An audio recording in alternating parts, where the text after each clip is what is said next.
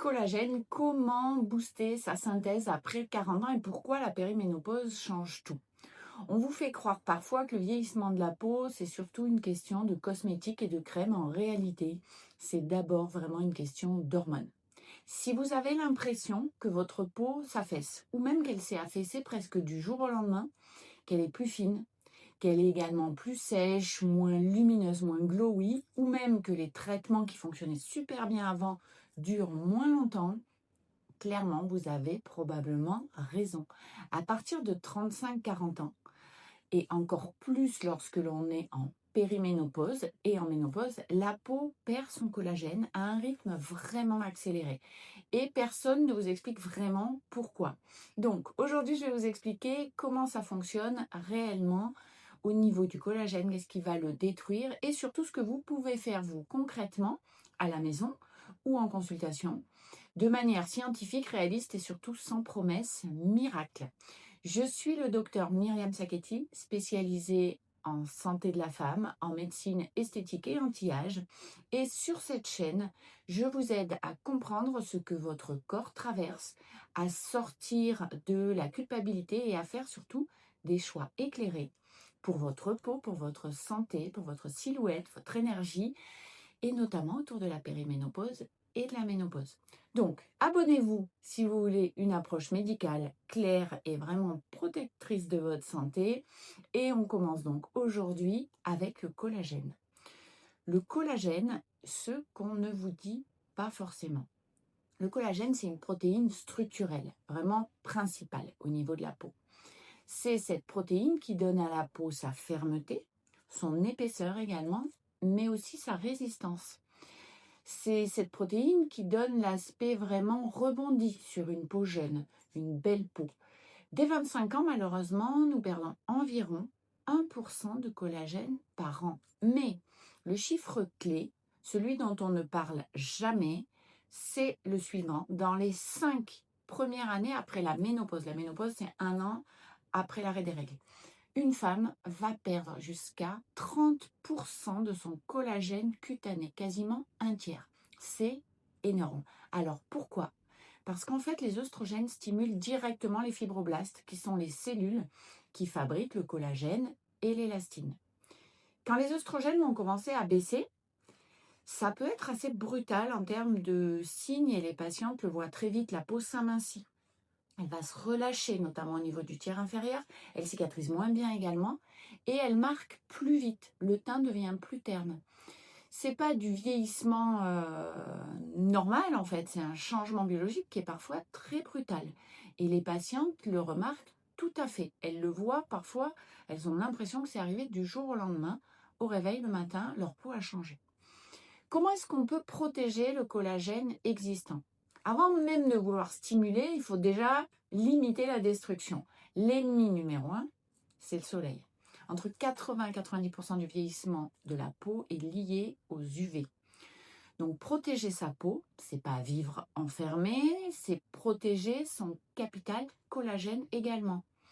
Des vêtements couvrants, une crème solaire quotidienne, évidemment, SPF 50 renouvelée dans la journée, parfois même un chapeau si on reste exposé longtemps. C'est vraiment le traitement anti-âge à part entière, le premier à ne pas négliger. Maintenant, quels sont les actifs topiques, c'est-à-dire qu'on met sur la peau qui fonctionnent vraiment? En premier, je parlerai des rétinoïdes. Le rétinol, rétinal, trétinoïne, ça va stimuler la production de collagène et aussi ralentir sa dégradation. Mais attention, plus fort, plus puissant, ça ne veut pas dire mieux. Ce qui prime vraiment, c'est la régularité. La régularité, elle prime sur l'intensité. Une peau irritée ne fabrique pas de collagène de manière satisfaisante. Et si la trétinoïne est trop agressive, c'est pas un échec. Un rétinol mieux toléré, utilisé sur le long terme, sera plus efficace dans ce cas. En deux, il y a les peptides. Alors, on parle beaucoup des peptides. Tous les peptides ne se valent pas. Et ceux qui ont vraiment un intérêt sur le collagène, c'est les peptides de cuivre et les peptides type matrixyl. Ils vont pas injecter du collagène, mais ils vont donner un signal aux fibroblastes, aux cellules donc qui fabriquent le collagène. En 3, facile à utiliser, la vitamine C. La vitamine C, elle est vraiment indispensable à la synthèse de collagène. Pourquoi? Parce que lorsqu'elle n'est pas présente, le collagène est moins, voire mal synthétisé. La peau cicatrise mal et la vitamine C, on peut la prendre évidemment dans l'alimentation, mais aussi en topique, avec des sérums par exemple. Ça, c'est vraiment une approche intelligente, une approche combinée. En 4, le collagène en crème. Alors, la vérité est que le collagène en crème, les crèmes au collagène, ça n'augmente pas le collagène dans la peau. Ça hydrate un point, c'est tout. Le collagène, c'est une molécule qui est trop grosse pour pénétrer dans la peau. Donc, le collagène dans les crèmes, c'est pas dangereux, mais clairement, c'est pas un traitement anti-âge satisfaisant. En 5, et je les aime beaucoup, les lumières rouges. Pourquoi? On parle beaucoup de masques LED, de panneaux LED également. La lumière rouge, elle va stimuler les fibroblastes. Elle va améliorer la réparation tissulaire, la réparation des tissus également.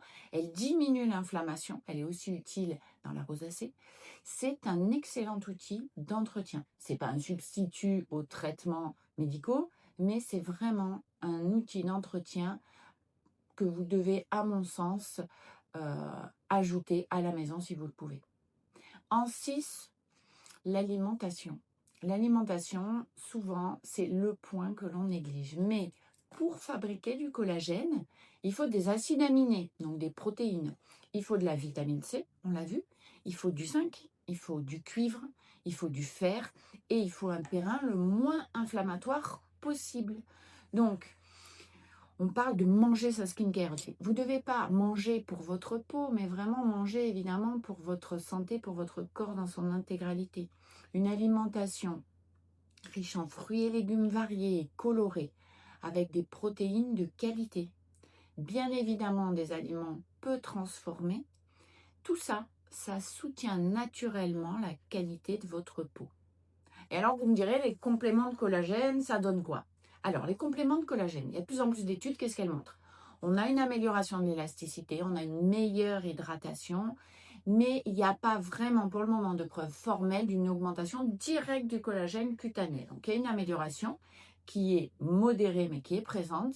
Ça n'est pas magique, ça n'est pas inutile, mais ça n'est qu'un outil parmi d'autres. Mais ça permet aussi d'apporter une quantité de protéines supplémentaires dans la journée. En 7, l'exercice, ça c'est l'arme sous-cotée, sous-estimée. L'activité physique, surtout le renforcement musculaire, va augmenter l'expression des gènes du collagène. Et je suis sûre que vous ne le saviez pas. Chez les femmes en périménopause, l'activité physique, notamment le renfort, améliore la densité du derme. Elle lutte contre la sarcopénie, la diminution du muscle, et elle protège la silhouette également. Bouger, c'est pas esthétique en fait. Bouger, c'est la santé, c'est biologique. Maintenant, voyons un peu les traitements médicaux. Au niveau des traitements médicaux, microneedling, laser, inducteur tissulaire, on fait le point. Le principe, en fait, est toujours le même. C'est créer un signal de réparation contrôlé. Ces techniques médicales, elles vont stimuler une production réelle de collagène. Mais elles doivent bien évidemment être adaptées à l'âge de la patiente et à son âge hormonal également. Elles s'inscrivent donc dans une stratégie vraiment globale, jamais isolée. On a vu beaucoup de choses. On va résumer un petit peu. Si vous ne deviez retenir qu'une seule chose, la perte de collagène après 40 ans, elle est réelle, mais ce n'est pas une fatalité. Il y a des choses à faire, mais clairement, elle ne se traite pas comme à 25 ans. La peau, c'est un organe qui est hormonalement dépendant. Donc, qu'est-ce que ça change?